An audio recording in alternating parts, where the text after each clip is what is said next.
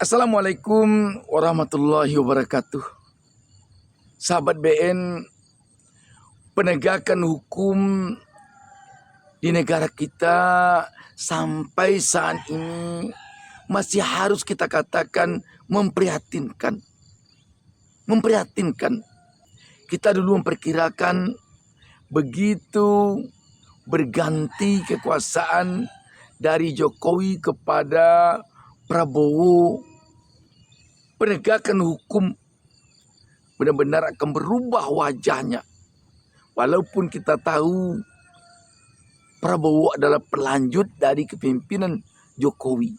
Walaupun Prabowo pewaris rezim Jokowi, tetapi sebagai seorang jenderal, sebagai seorang yang punya ilmu pengetahuan yang banyak, yang punya wawasan yang luas, kita dulu tidak yakin Prabowo akan mengcopy paste style kepemimpinan Jokowi.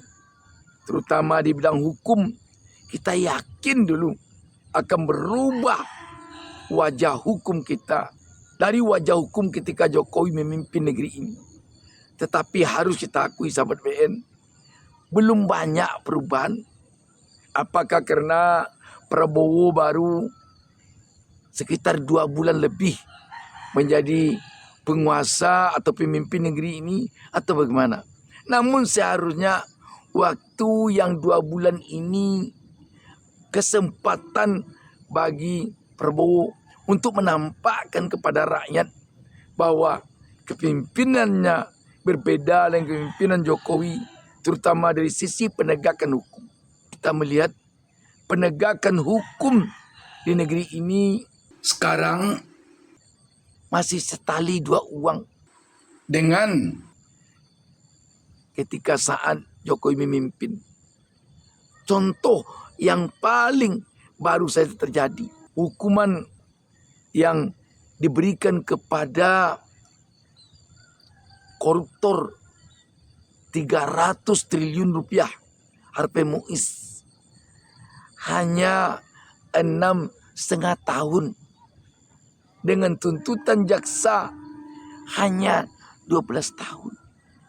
Sungguh ini dirasakan oleh rakyat tidak masuk akal. Dan bahkan pakar hukum sendiri mengatakan ini menusuk rasa keadilan rakyat. Yakni yang dikatakan oleh pakar hukum Mahfud MD. Bayangkan korupsi yang dilakukan oleh Budi Said terhadap ratusan miliar rupiah uang negara, dia menerima hukuman 15 tahun dengan tuntutan jaksa 16 tahun. Dan hartanya dirampas oleh negara. Bagaimana dengan HP Muiz?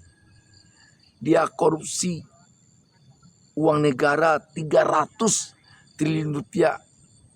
Tuntutan jaksa hanya 12 tahun. Dan vonis hakim hanya 6,5 tahun. Enak sekali menjadi koruptor kalau seperti ini. Enak sekali. Di Cina korupsi 6,5 triliun, nasibnya dilimpahkan ke malaikat maut. Berani korupsi langsung game over. Beda sama negara plus 62 yang korupsi ratusan triliun, hukumnya hanya seikhlasnya. Alasannya karena berkelakuan baik.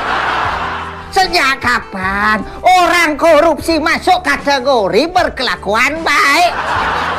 Lihat berita kayak gini, pasti banyak yang komen, udah jogetin aja biar jogetnya tambah enak. Sebaiknya kita bikinin lagu besti. Jadi koruptor kalau udah nyetor hukumnya kendor. Kalau gini bakal makin banyak yang ngelamar jadi koruptor. Nanti kalau dia sudah divonis 6,5 tahun, setelah dia jalani 2/3-nya, dia akan bebas bersyarat.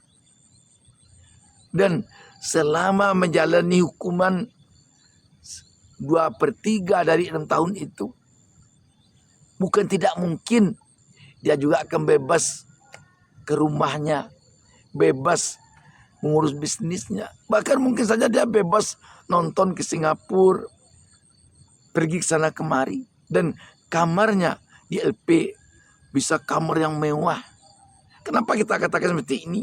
Ini yang terjadi selama ini pada orang-orang berduit, orang-orang yang banyak uang ketika dia menerima hukuman sebagai terpidana di lapas-lapas.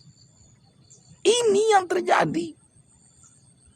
Kalau begitu sahabat BN, kapan hukum akan bisa tegak dengan adil di negeri kita ini? Kapan? Sekali lagi kita berharap dulu begitu berganti kepemimpinan Indonesia ini dari Jokowi ke Prabowo, berubah wajah hukum kita, berubah. Tapi nyatanya belum lagi, bahkan tanda-tandanya saja belum. Yang sangat memprihatinkan pula, Prabowo mengatakan kalau para koruptor ini telah mengembalikan kerugian negara, dia akan dimaafkan. Walaupun setelah heboh rakyat, Prabowo mengatakan tidak akan memaafkan. Jadi ke depan tentu rakyat agaknya berharap sebaiknya Pak Prabowo lebih banyak implementasi di lapangan daripada omongannya di podium. Sahabat BN, sekali lagi rakyat tampaknya masih harus menelan kekecewaan ketika pemimpin telah berganti dari Jokowi ke Prabowo. Dan ini tentu tidak heran, karena bagaimanapun sejak jauh-jauh hari Prabowo telah mengatakan bahwa dia adalah pelanjut dari rezim Jokowi. Dia pelanjut dan Jokowi itu gurunya. Kalau sekarang rakyat gerah melihat Prabowo ini seperti tersandera oleh Jokowi, baik dilihat dari segi orang-orang Jokowi yang begitu banyak di dalam kabinet Prabowo, maupun dari sisi kebijakan-kebijakan yang tampaknya selalu berada dalam bayang-bayang Jokowi. Ini memang karena Prabowo sejak awal telah mengatakan bahwa dia adalah pelanjut kepemimpinan Jokowi. Kita di sini juga tidak malu-malu mengatakan bahwa kita adalah bagian dari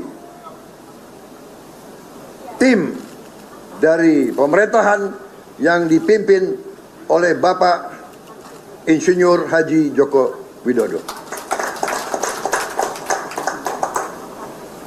Kita bagian daripada tim Jokowi yang harus kita berani mengatakan berhasil dalam membawa bangsa dan negara ini sampai sekarang sebagai landasan untuk kita terus membawa Indonesia menuju cita-cita bangsa dan rakyat Indonesia, yaitu negara adil dan makmur dan negara yang bisa membawa kesejahteraan ke seluruh rakyat Indonesia.